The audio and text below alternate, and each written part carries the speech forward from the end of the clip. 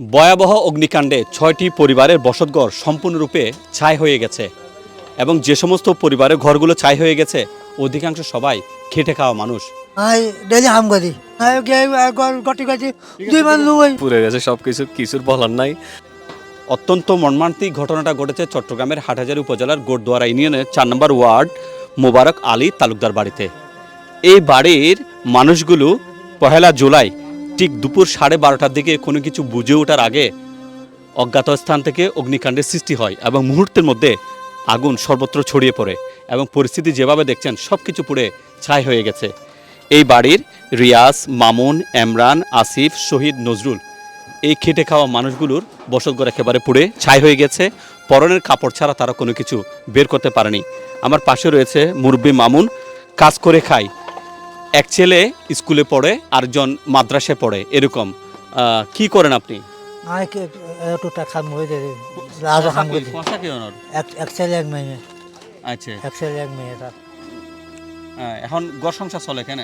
ও আল্লাহ চলে এখন মতো করি আর ইটা জানা যাবে এখন ডেলি হাজ দিন দিন হাম করে যায়। সবাই যদি এগিয়ে না আসেন তাহলে এত বড় ক্ষতি পুষিয়ে ওঠা এই ৬ পরিবারের পক্ষে কোনোভাবে সম্ভব না। যে যেখান থেকে আমার এই ভিডিওটা দেখছেন আপনারা দয়া করে একটু সাহায্যের হাত বাড়িয়ে দেবেন। কারণ চোর চুরি করলে হয়তো ঘরে কিছু থাকে, ডাকাত যদি ডাকাতি করে তারপরে অন্ততপক্ষে হয়তো ঘরটা থাকে, কিন্তু যে ঘরে আগুন লাগে সেখানে কি থাকে? সেখানে যে যা দেখতে পাচ্ছেন এটাই আছে, শুধু পোড়া গন্ধ আর কোনো কিছুই নেই। তো খাদ্য দিয়ে পারেন, বস্ত্র দিয়ে পারেন, কিংবা ঘর নির্মাণের সামগ্রী দিয়ে পারেন, কিংবা অর্থ দিয়ে পারেন, আর যদি না পারেন অন্তত যেন দোয়া করে হলেও এই মানুষগুলোর পাশে দাঁড়াতেন। গোড়দুয়ারা ইউনিয়নের অনেক ধনাঢ্যবান ব্যক্তি আছেন, বিভিন্ন দেশে ছড়িয়ে ছিটিয়ে আছেন, উপজেলার বিভিন্ন প্রান্তে অনেক ধনাঢ্যবান ব্যক্তি আছেন যাদের জাকাতও ফরজ হয়েছে। চাইলে আপনার জাকাতের কিছু অংশ হলেও এখানে যদি আপনারা ডোনেট করেন হয়তো এই পরিবারগুলো ঘুরে দাঁড়াতে পারবে। আমরা এটাই প্রত্যাশা করি, সবাই এগিয়ে আসবেন এমনটা প্রত্যাশা করি। যে যেখান থেকে দেখছেন বা দেখবেন আপনারা আপনাদের অবস্থান থেকে আমি যে নাম্বারগুলো দিয়ে রেখেছি এই নাম্বারে যোগাযোগ করবেন।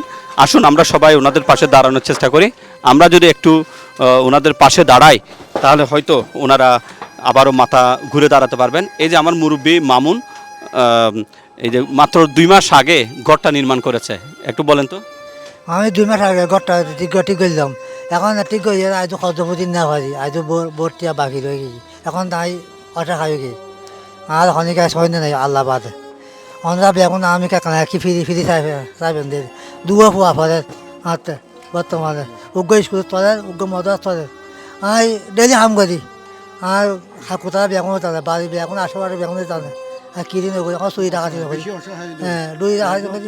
হ্যাঁ, গটি গটি দুই মান লুই দুই মান উঠলে আর ঘর গেলুই আর গম মতো কিছু না পারি তা কিনতে পারি, এক বাড়ি করে নিতে পারি বিরাট কিন জলি বুঝি তাই চাই এই দূরে রাখি আর কি হই মার। আরেকজন রয়েছে রিয়াজ, ছোট্ট একটা চাকরি করে, এই চাকরির অর্থ দিয়ে কোনোভাবে পরিবার চলে। তার কিছু নগদ টাকা ছিল সেগুলোও পড়ে গেছে। আমারকম আমার কিচ্ছু ছিল না, টাকা ছিল চলে গেছে, পুড়ে গেছে সব কিছু, কিছুর বলার নাই। আপনারা যদি সহযোগিতার হাত বাড়ান তাহলে আমি পারবো ইনশাল্লাহ। আপনারা আমাকে সবাই দোয়া করবেন, এটাই আমার কথা রয়েছে। আর আলী ভাইয়ের সাথে যোগাযোগ করতে পারবেন আমার পক্ষ থেকে। তো আমি প্রত্যাশা করব সবাই সবার অবস্থান থেকে সরাসরি ওনাদের সাথে যোগাযোগ করবেন। শুধু কি রিয়াজ বা আমার মুরব্বী মামুন না, এখানে রয়েছেন এমরান, আসিফ, শহীদ, নজরুল, প্রত্যেকেরই বসতঘর কিন্তু একেবারে পুড়ে গেছে।